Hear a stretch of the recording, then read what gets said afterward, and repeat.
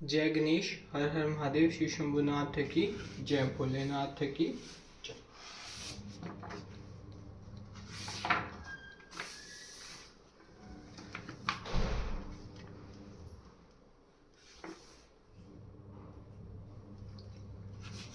पार्वती का नामकरण और विद्याध्ययन। नारद का हिमवान के यहाँ जाना, पार्वती का हाथ देखकर भावी फल बताना, चिंतित हुए हिमवान को आश्वासन दे पार्वती का विवाह शिवजी के साथ करने को कहना और उनके संदेह का निवारण करना।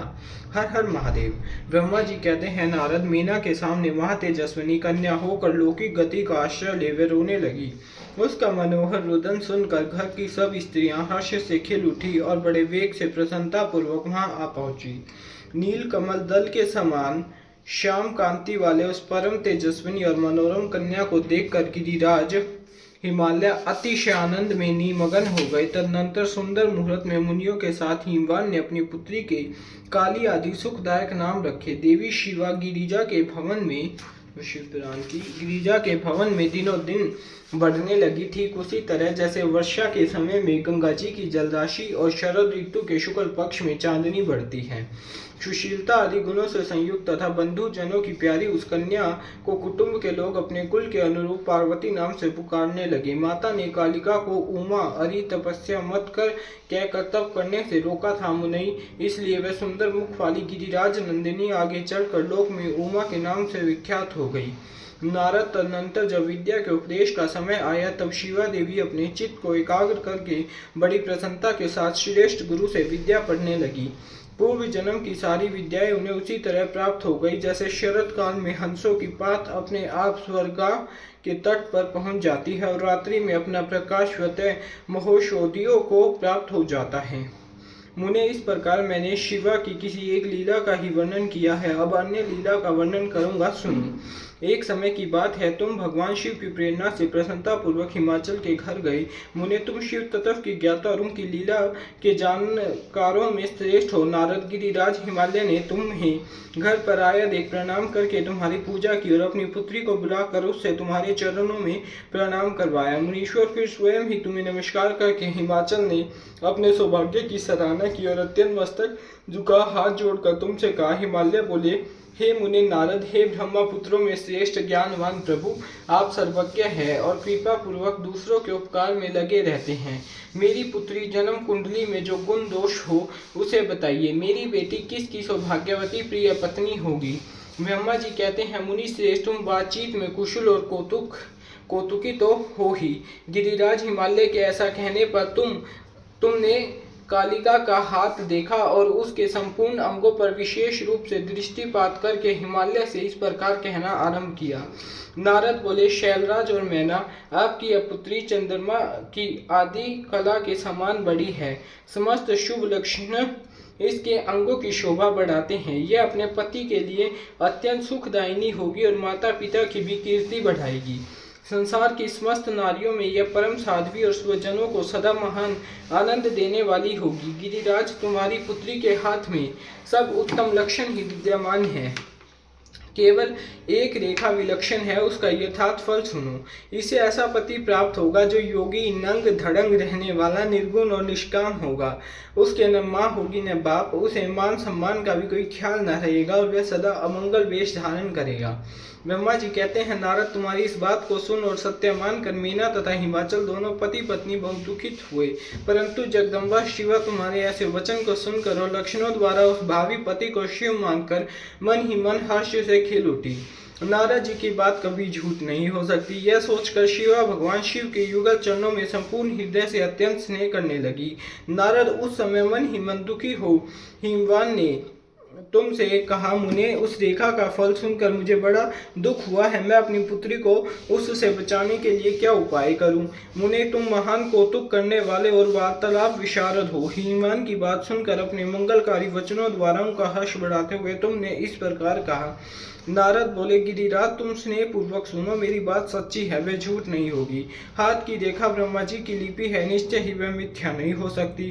अतः शील प्रवर इस कन्या को वैसा ही पति मिलेगा, इसमें संशय नहीं। परंतु इस रेखा के कुफल से बचने के लिए एक उपाय भी है, उसे प्रेम पूर्वक सुनो। उसे करने से तुम्हें सुख मिलेगा। मैंने जैसे वर का निरूपण किया है वैसे ही भगवान शंकर हैं। वह सर्वसमर्थ हैं और लीला के लिए अनेक रूप धारण करते रहते हैं। उनमें समस्त कुलक्षण सद्गुणों के समान हो जाएंगे। समर्थ पुरुषों में कोई दोष भी हो तो वह उसे दुख नहीं देता और समर्थ के लिए ही वह दुखदायक होता है। इस विषय में सूर्य, अग्नि और गंगा का दृष्टांत सामने रखना चाहिए। इसलिए तुम विवेक पूर्वक अपनी कन्या शिवा को भगवान शिव के हाथ में सौंप दो। भगवान शिव सबके ईश्वर से वे निर्विकार, सामर्थ्यशाली और अविनाशी हैं। वे जल्द ही प्रसन्न हो जाते हैं, अतः शिवा को ग्रहण कर लेंगे, इसमें संशय नहीं है। विशेषतः वे तपस्या से वश में हो जाते हैं। यदि शिवा तप करे तो सब काम ठीक हो जाएगा। सर्वेश्वर शिव सब प्रकार से समर्थ हैं। वे इंद्र के वज्र का भी विनाश कर सकते हैं। ब्रह्मा जी उनके अधीन हैं तथा वे सबको सुख देने वाले हैं। पार्वती भगवान शंकर की प्यारी पत्नी होगी। वह सदा रुद्रदेव के अनुकूल रहेगी, क्योंकि यह महासाध्वी और उत्तम व्रत का पालन करने वाली है तथा माता पिता के सुख को बढ़ाने वाली है। यह तपस्या करके भगवान शिव के मन को अपने वश में कर लेगी और वह भगवान भी इसके सिवा किसी दूसरी स्त्री से विवाह नहीं करेंगे। इन दोनों का प्रेम एक दूसरे के अनुरूप है। वैसा उच्च कोटि का प्रेम न तो किसी का हुआ है, न इस समय है और न आगे होगा। गिरि श्रेष्ठ, इन्हें देवताओं के कार्य करने हैं। उनके जो जो काम नष्ट प्राय हो गए हैं उन सब का इनके द्वारा पुनः उज्जीवन या उद्धार होगा। आदरी राज, आपकी कन्या को पाकर ही भगवान हर अर्धनारीश्वर होंगे। इन दोनों का पुनः हर्षपूर्वक मिलन होगा। आपकी यह पुत्री अपनी तपस्या के प्रभाव से सर्वेश्वर महेश्वर को संतुष्ट करके उनके शरीर के आधे भाग को अपने अधिकार में कर लेगी, उनका अर्धांग बन जाएगी।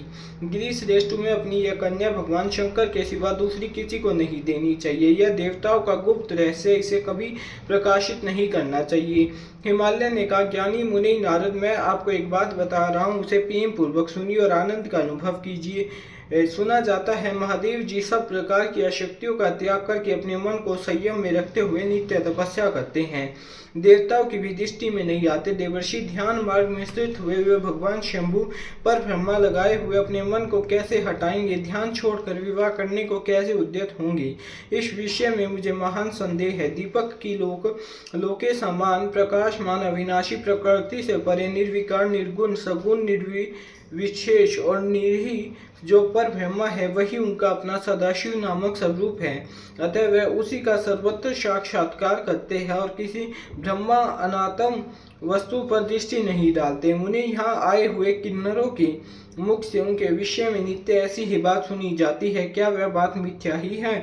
विशेषतः यह बात भी सुनने में आती है कि भगवान हर ने पूर्व काल में सती के समक्ष एक प्रतिज्ञा की थी। उन्होंने कहा था, दक्ष कुमारी प्यारी सती, मैं तुम्हारे सिवा दूसरी किसी स्त्री का अपने पत्नी बनाने के लिए न वरण करूंगा न ग्रहण करूंगा, यह मैं तुमसे सत्य कहता हूँ। इस प्रकार सती के साथ उन्होंने पहले ही प्रतिज्ञा कर ली है। अब सती के मर जाने पर वे दूसरी किसी स्त्री को कैसे ग्रहण करेंगे? यह सुनकर तुम नारद ने कहा, महामते गिरिराज, इस विषय में तुम्हें चिंता नहीं करनी चाहिए। तुम्हारी यह पुत्री काली ही पूर्व काल में दक्ष कन्या सती हुई थी। उस समय इसी का सदा सर्व मंगलदायी सती नाम था। वह सती दक्ष कन्या होकर रुद्र की प्यारी पत्नी हुई थी। उन्होंने पिता के यज्ञ में अनादर पाकर तथा भगवान शंकर का भी अपमान हुआ देख क्रोध पूर्वक अपने शरीर को त्याग दिया था। वे ही सती फिर तुम्हारे घर में उत्पन्न हुई है। तुम्हारी पुत्री साक्षात जगदम्बा शिवा ही है। यह पार्वती भगवान हर की पत्नी होगी, इसमें संशय नहीं। नारद, यह सब बातें तुमने हिमवान को विस्तार पूर्वक बताई। पार्वती का वह पूर्व रूप और चरित्र प्रीति को बढ़ाने वाला है।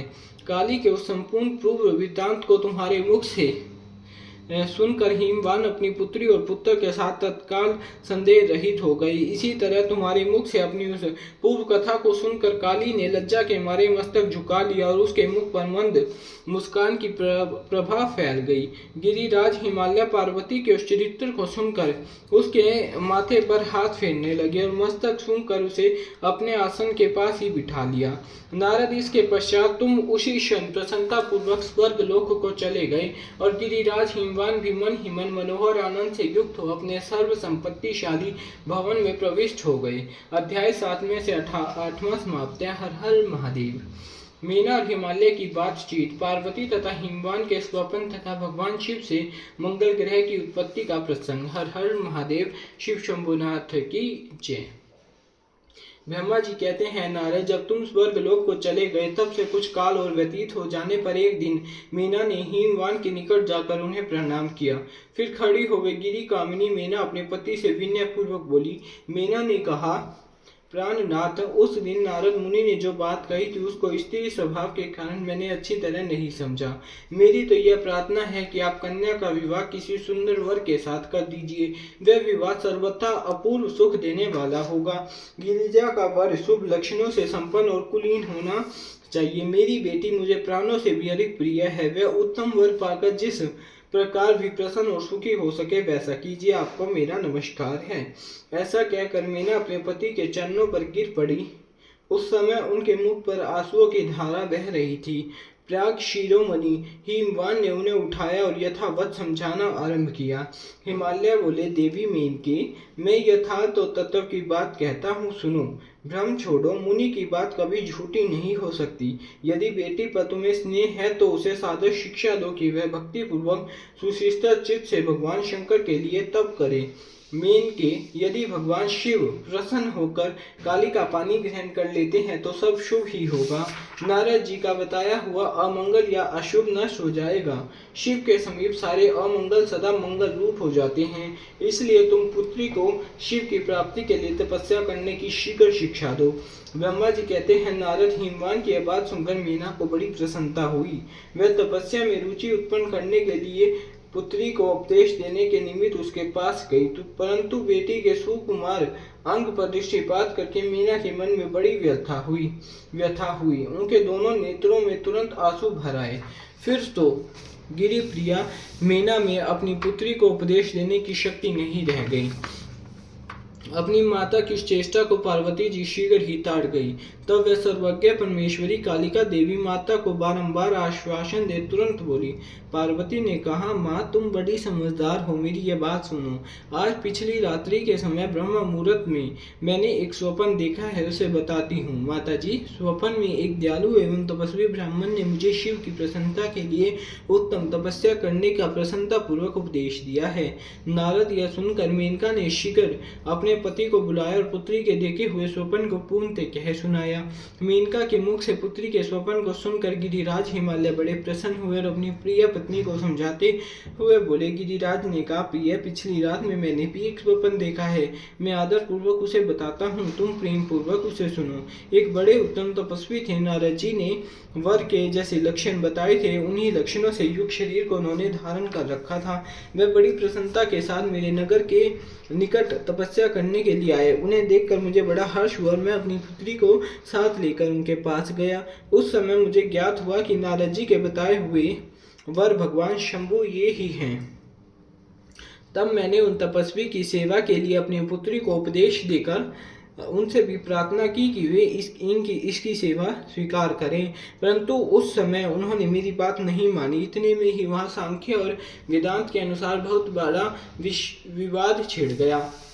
तदनंतर उनकी आज्ञा से मेरी बेटी वहीं रह गई और अपने हृदय में उन्हीं की कामना रख कर भक्ति पूर्वक उनकी सेवा करने लगी।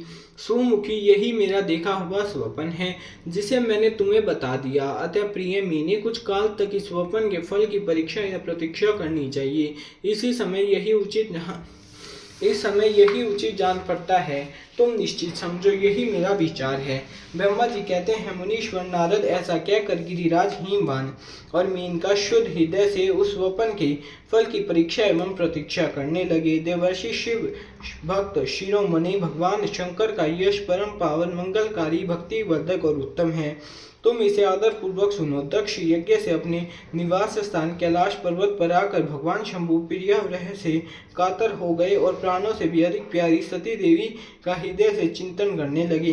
अपने पार्षदों को बुलाकर सती के लिए शोक करते हुए उनके प्रेम वर्धक गुणों का अत्यंत प्रीतिपूर्वक वर्णन करने लगे।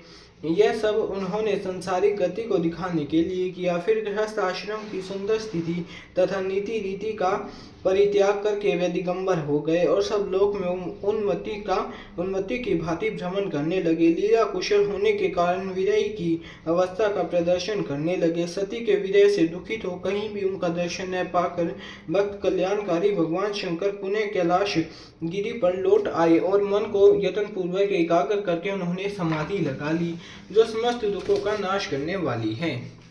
समाधि में वह अविनाशी स्वरूप का दर्शन करने लगे। इस तरह तीनों गुणों से रहित हो वह भगवान शिव चिरकाल तक सुशिष्ट भाव से समाधि लगाए बैठे रहे। वह प्रभु स्वयं ही माया के अधिपति निर्विकार पर ब्रह्मा है। तदनंतर जब असंख्य वर्ष व्यतीत हो गए तब उन्होंने समाधि छोड़ी। उसके बाद तुरंत ही जो चरित्र हुआ उसे मैं तुम्हें बताता हूँ। भगवान शिव के ललाट से उस समय श्रम जनित पसीने की एक बूंद पृथ्वी पर गिरी और तत्काल वे शिशु के रूप में परिणत हो गई। मुने उस बालक के 4 भुजाएं थी, शरीर की कांति लाल थी और आकार मनोहर सा। दिव्य द्युति से दीप्तिमान व शोभाशाली बालक अत्यंत दूसह तेज से संपन्न था। तथापि उस समय लोकाचार परायण परमेश्वर शिव के आगे वह साधारण शिशु की भांति रोने लगा। यह देख पृथ्वी भगवान शंकर से भय मान उत्तम बुद्धि से विचार करने के पश्चात सुंदरी स्त्री का रूप धारण करके वहीं प्रकट हो गई। उन्होंने उस सुंदर बालक को तुरंत उठाकर अपनी गोद में रख लिया और अपने ऊपर प्रकट होने वाली दूध की स्तन्य के रूप में उसे पिलाने लगी। उन्होंने स्नेह से उसका मुंह चूमा और अपने ही बालक मान हंस हंस कर उससे खिलाने लगी। परमेश्वर शिव का हित साधन करने वाली पृथ्वी देवी सच्चे भाव से स्वयं उसकी माता बन गई। संसार की सृष्टि करने वाले परम कौतुकी एवं विद्वान अंतर्यामी शंभु व चरित्र देख हंस पड़े और पृथ्वी को पहचान कर उनसे बोले, धरणी तुम धन्य हो, मेरे इस पुत्र का प्रेम पूर्वक पालन करो। यह श्रेष्ठ शिशु मुझे महातेजस्वी शंभु के श्रम जल पसीने से तुम्हारे ही ऊपर उत्पन्न हुआ है। वसुदे यह प्रियाकारी बालक यद्यपि मेरे श्रम जल से प्रकट हुआ है, तथापि तुम्हारे नाम से तुम्हारे ही पुत्र के रूप में इसकी ख्याति होगी। यह सदा त्रिविध तापों से रहित रहेगा, अत्यंत गुणवान और भूमि देने वाला होगा। यह मुझे भी सुख प्रदान करेगा, तुम इसे अपनी रुचि के अनुसार ग्रहण करो। ब्रह्मा जी कहते हैं, नारद ऐसा कहकर भगवान शिव चुप हो गए। उनके हृदय से विरह का प्रभाव कुछ कम हुआ। उनमें विरह क्या था, वे लोकचार का पालन कर रहे थे। वास्तव में सब पुरुषों के लिए श्री रुद्रदेव निर्विकार परमात्मा ही है। शिव की उपयुक्त आज्ञा को शिरोधार्य करके पुत्र सहित पृथ्वी देवी शीघ्र ही अपने स्थान को चली गई। उन्होंने अत्यंतिक सुख मिला। वह बालक भौम नाम से प्रसिद्ध हो युवा होने पर तुरंत काशी चला गया और वहां उसने दीर्घ काल तक भगवान शंकर की सेवा की। विश्वनाथ जी की कृपा से ग्रह की पदवी पाकर वह भूमि कुमार शीघ्र ही श्रेष्ठ एवं दिव्य लोक में चले गए, जो शुक्र लोक से परे हैं। अध्याय 9 में से 10वां समाप्त है। हर हर महादेव। शिव शंभुनाथ की जय। भगवान शिव का गंगा अवतरण तीर्थ में तपस्या के लिए आना, हिमवान द्वारा उनका स्वागत, पूजन और स्तवन तथा भगवान शिव की आज्ञा के अनुसार उनका स्थान पर दूसरों को न जाने देने की व्यवस्था करना। हर हर महादेव। शिव शंभुनाथ की जय। ब्रह्मा जी कहते हैं, नारद हिमवान की पुत्री लोक पूजित शक्ति स्वरूपा पार्वती हिमालय के घर में रहकर बढ़ने लगी। जब उनकी अवस्था 8 वर्ष की हो गई तब सती के विरह से कातर हुए शंभु को उनके जन्म का समाचार मिला। नारद उस अद्भुत बालिका पार्वती को हृदय में रखकर वे मन ही मन बड़े आनंद का अनुभव करने लगे। इसी बीच लौकिक गति का आश्रय ले शंभु ने अपने मन को एकाग्र करने के लिए तप करने का विचार किया। नंदी आदि कुछ शांत पार्षदों को ले हिमालय के उत्तम शिखर पर गंगा अवतार नामक तीर्थ में चले आए, जहाँ पूर्व काल में ब्रह्मा धाम से च्युत होकर समस्त पाप राशि का विनाश करने के लिए चली हुई परम पावनी गंगा पहल भूतल पर अवतीर्ण हुई थी। जितेंद्रिय हर ने वहीं रहकर तपस्या आरंभ की। वह आलस्य रहित हो चेतन ज्ञान स्वरूप नित्य ज्योतिर्मय निरामय जगन्मय चिदानंद स्वरूप द्वैतहीन तथा आश्रय रहित अपने आत्मभूत परमात्मा का एकाग्र भाव से चिंतन करने लगे। भगवान हर के ध्यान परायण होने पर नंदी, भृगि आदि कुछ अन्य पार्षद गण भी ध्यान में तत्पर हो गए। उस समय कुछ ही प्रमथ गण परमात्मा शंभु की सेवा करते थे। वह सब के सब मौन रहते और एक शब्द भी नहीं बोलते। कुछ द्वारपाल हो गए थे। इसी समय गिरिराज हिमवान उस औषधि बहुल शिखर पर भगवान शंकर का शुभ आगमन सुनकर उनके प्रति आदर की भावना से वहां आए। आकर सेवकों सहित गिरिराज ने भगवान रुद्र को प्रणाम किया, उनकी पूजा की और अत्यंत प्रसन्न हो हाथ जोड़ उनका सुंदर स्तवन किया। फिर हिमालय ने कहा, प्रभु मेरे सौभाग्य का उदय हुआ जो आप यहाँ पधारे हैं। आपने मुझे सनात कर दिया, क्यों न हो। महात्माओं ने यह ठीक ही वर्णन किया है कि आप दीन वत्सल हैं। आज मेरा जन्म सफल हो गया, आज मेरा जीवन सफल हुआ और आज मेरा सब कुछ सफल हो गया, क्योंकि आपने यहाँ पदार्पण करने का कष्ट उठाया। महेश्वर, आप मुझे अपना दास समझकर शांत भाव से मुझे सेवा के लिए आज्ञा दीजिए। मैं बड़ी प्रसन्नता से अनन्य चित्त होकर आपकी सेवा करूंगा। ब्रह्मा जी कहते हैं, नारद, गिरिराज का यह वचन सुन महेश्वर ने किंचित आंखें खोली और सेवकों सहित हिमवान को देखा। सेवकों सहित गिरिराज को उपस्थित देख ध्यानो योग में स्थित हुए जगदीश्वर विश्वध्वज ने मुस्कुराते हुए से कहा, महेश्वर बोले, शीलराज, मैं तुम्हारे शिखर पर एकांत में तपस्या करने के लिए आया हूँ। तुम ऐसा प्रबंध करो जिससे कोई भी मेरे निकट न आ सके। तुम महात्मा हो, तपस्या के धाम हो तथा मुनियों, देवताओं, राक्षसों और अन्य महात्माओं को भी सदा आश्रय देने वाले हो। द्विज आदि तुम्हारे ऊपर सदा ही निवास रहता है। तुम गंगा से अभिषिक्त होकर सदा के लिए पवित्र हो गए हो। दूसरों को उपकार करने वाले तथा संपूर्ण पर्वतों के सामर्थ्यशाली राजा हो। गिरिराज, मैं यहाँ गंगा अवतरण स्थल में तुम्हारे आश्रित हो आत्म संयम पूर्वक बड़ी प्रसन्नता के साथ तपस्या करूंगा। शेरराज, गिरिश्रेष्ठ, जिस साधना में यहाँ मेरी तपस्या बिना किसी विघ्न बाधा के चालू रह सके, उसे इस समय प्रयत्न पूर्वक करो। पर्वत पर मेरी यह सबसे बड़ी सेवा है। तुम अपने घर जाओ और मैंने जो कुछ कहा उसका उत्तम रीति से यत्न पूर्वक प्रबंध करो। ब्रह्मा जी कहते हैं, नारद, ऐसा कहकर सृष्टिकर्ता जगदीश्वर भगवान शंभु चुप हो गए। उस समय गिरिराज ने शंभु से प्रेम पूर्वक यह बात कही, जगन्नाथ परमेश्वर, आज मैंने अपने प्रदेश में स्थित हुए आपका स्वागत पूर्वक पूजन किया है। यही मेरे लिए महान सौभाग्य की बात है।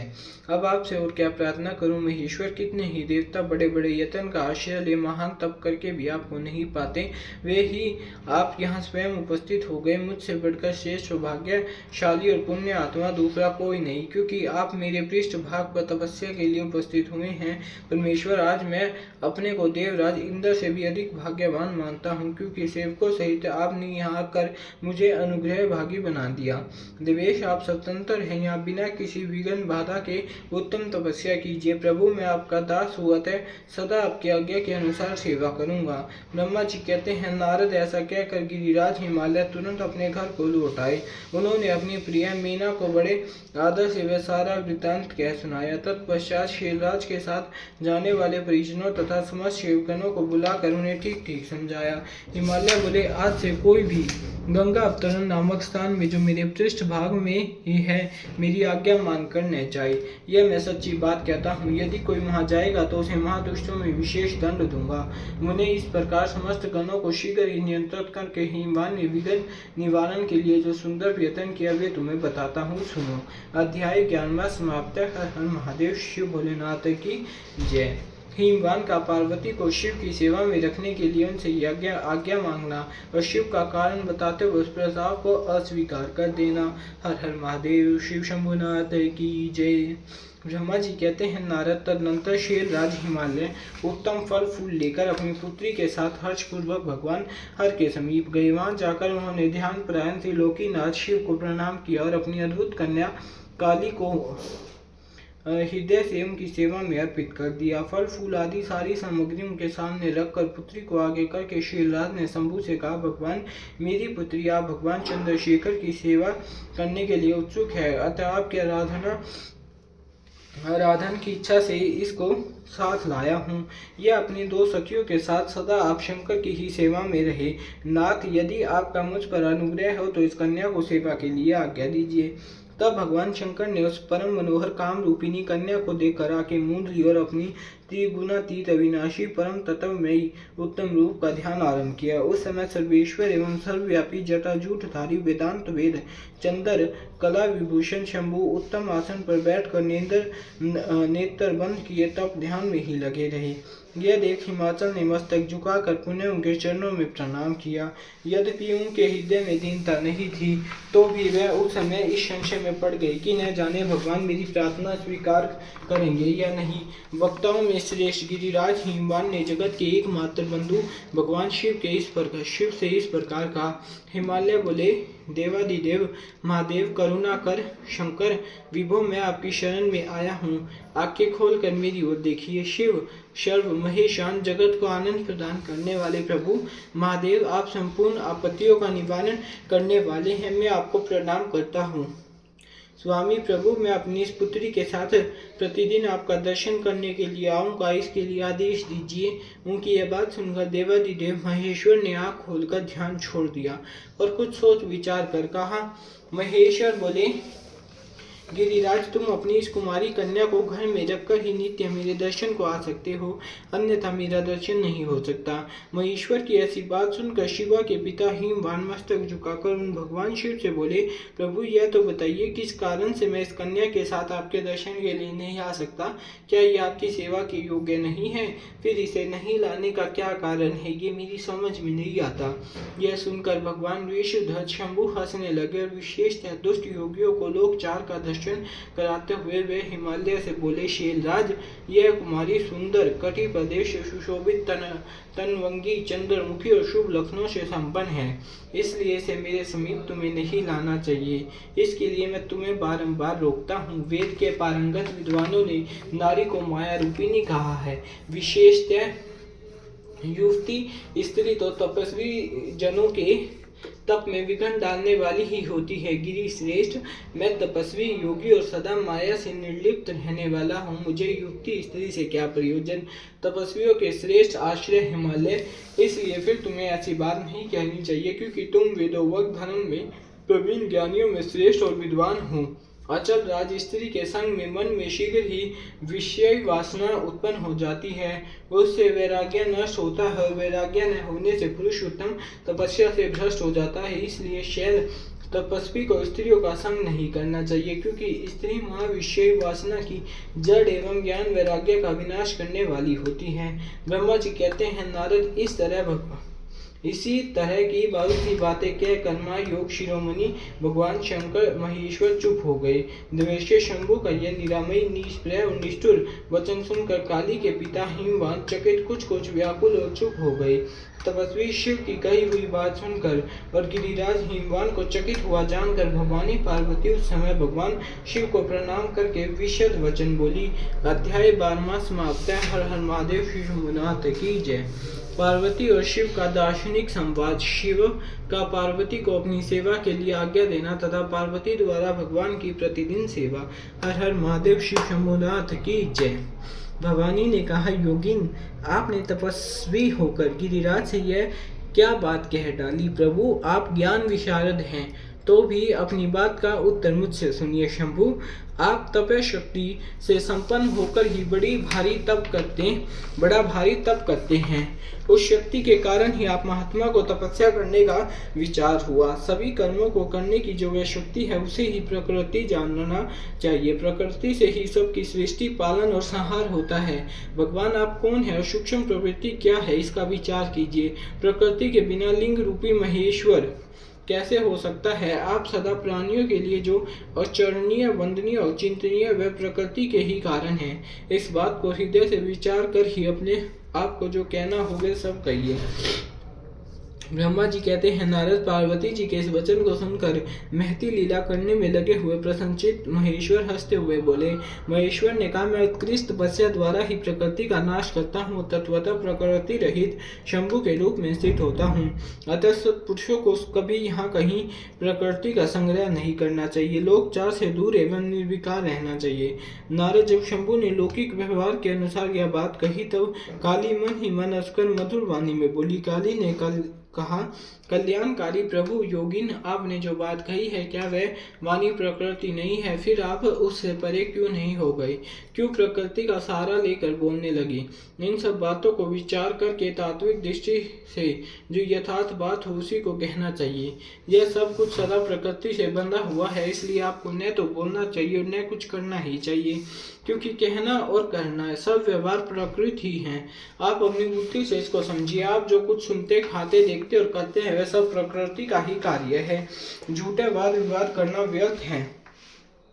प्रभु शंभु, यदि आप प्रकृति से परे हैं तो इस समय इस हिमवान पर्वत पर आप तपस्या किस लिए करते हैं? हर प्रकृति ने आपको निगल लिया है, अतः आप अपने स्वरूप को नहीं जानते। ईश, आप यदि अपने स्वरूप को जानते हैं तो किस लिए तप करते हैं? योगी, मुझे आपके साथ वाद विवाद करने की क्या आवश्यकता है? प्रत्यक्ष प्रमाण उपलब्ध होने पर विद्वान पुरुष अनुमान प्रमाण को नहीं मानते। जो कुछ प्राणियों की इंद्रियों का विषय होता है वह सब ज्ञानी पुरुषों को बुद्धि से विचार कर प्राकृत ही मानना चाहिए। योगीश्वर, बहुत कहने से क्या लाभ? मेरी उत्तम बात सुनिए। मैं प्रकृति हूँ, आप पुरुष है, ये सत्य है, सत्य है, इसमें संशय नहीं। मेरे अनुग्रह से आप सगुण और साकार माने गए हैं। मेरे बिना तो आप निधेय ही है, कुछ भी नहीं कर सकते हैं। आप जितेंद्रिय होने पर भी प्रकृति के अधीन हो सदा नाना प्रकार के कर्म करते रहते हैं, फिर निर्विकार कैसे हैं और मुझसे लिप्त कैसे नहीं? शंकर, यदि आप प्रकृति से परे और यदि आपका यह कथन सत्य है तो आपको मेरे समीप रहने पर भी डरना नहीं चाहिए। ब्रह्मा जी कहते हैं, पार्वती का यह संख्या शास्त्र के अनुसार कहा हुआ वचन सुनकर भगवान शिव वेदांत मंत्र में स्थित हो उनसे यूं बोले।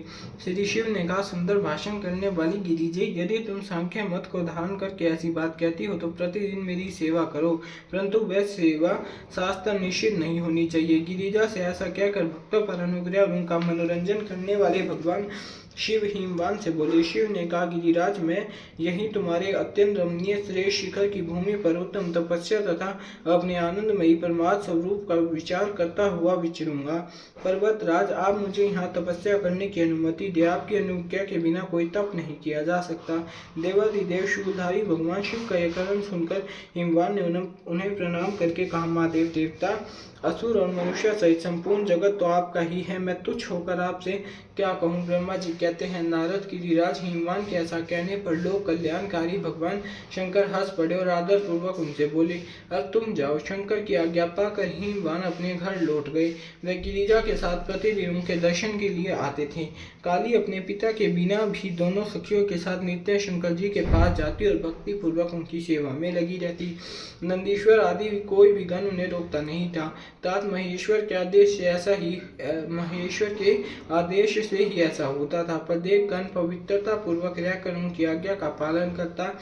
जो विचार करने से परस्पर अभिन्न सिद्ध होते हैं उन्हें शिव और शिव ने सांख्य और वेदांत मत में स्थित हो जो कल्याणदायक विवाद किया वह सर्वदा सुख देने वाला है। वह संवाद मैंने यह कहाँ सुनाया। इंद्रियातीत भगवान शंकर ने गिरिराज के कहने से उनका गौरव मानकर उनकी पुत्री को उनके पास रहकर सेवा करने के लिए स्वीकार कर लिया।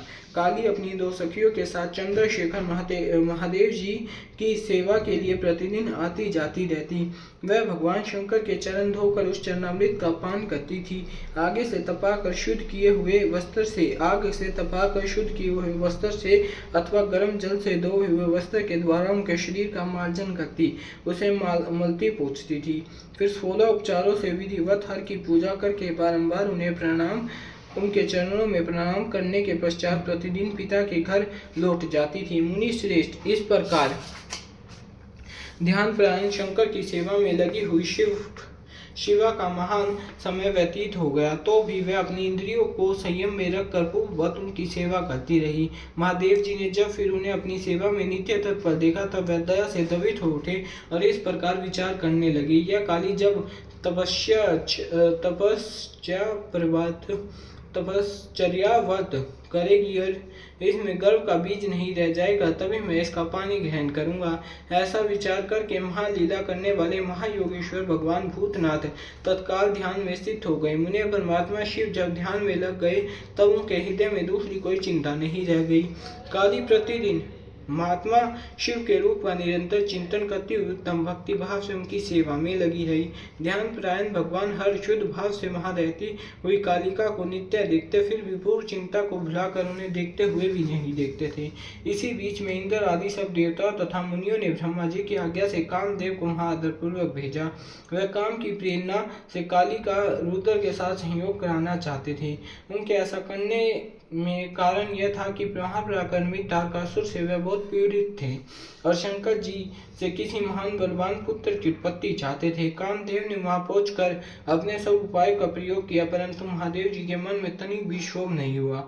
उल्टे उन्होंने कामदेव को जलाकर भस्म कर दिया। उन्हें तब सती पार्वती ने भी गर्भ रहित हो उनकी आज्ञा से बहुत बड़ी तपस्या करके शिव को पति रूप में प्राप्त किया। फिर वह पार्वती और परमेश्वर परस्पर अत्यंत प्रेम से और प्रसन्नता पूर्वक रहने लगे। उन दोनों ने परोपकार में तत्पर रहकर देवताओं का महान कार्य सिद्ध किया। अध्याय 13वां समाप्त है। हर हर महादेव। शिव शंभुनाथ भोलेनाथ की जय। जय हो शिव पुराण की। महादेव। ओम जय शिव ओंकारा, स्वामी हर शिव ओंकारा, ब्रह्मा विष्णु सदा शिव, भोले भोलेनाथ सदा शिव, हरदांगीरारा। ओम जय शिव एकानन चतुरानन पंचानन राजे स्वामी पंचानन, जय हंसासन गरुड़ासन, हंसासन गरुड़ासन विश्वासनसारे। ओम जय शिव ओंकारा, दो भुज चारु चतुर्भुज दस भुज ते सोहे, स्वामी दस भुज दे सोहे, तीनों रूप निरखता, तीनों तीनों रूप निरखता, द्युभंजन मोहे। ओम जय शिव ओंकारा, श्वेतांबर पीतांबर बागांबर अंगे, स्वामी बागाम अंगे, सनकादिक ब्रह्मादिक सनकादिक ब्रह्मादिक भूतादिक संगी। ओम जय शिव ओंकारा, अक्षमाला वनमाला लुंडमाला धारी, स्वामी लुंडमाला धारी, चंदन मिगमद चंदा, चंदन मिगमद चंदा, भोले शुभकारी। ओम जय शिव ओंकारा, कर्मद्य चकमंडल चकर त्रिशूल धरता, स्वामी चकर त्रिशूल धरता, जग करता जग हरता, जग करता जग हरता, जग पालन करता। ओम जय शिव ओंकारा, 64 योगी मंगल गावन नित्य करत भैरो, हम नित्य करत भैरो, बाजे ताल मडंगा, बजे बजे ढोल मडंगा, बाजे डमरू। ओम जय शिव ओंकारा, लक्ष्मी वरसावित्री श्री पार्वती संगे, हम श्री पार्वती संगे, अर्धांगी गायत्री, अर्धांगी गायत्री, फिर सोहे कंगी।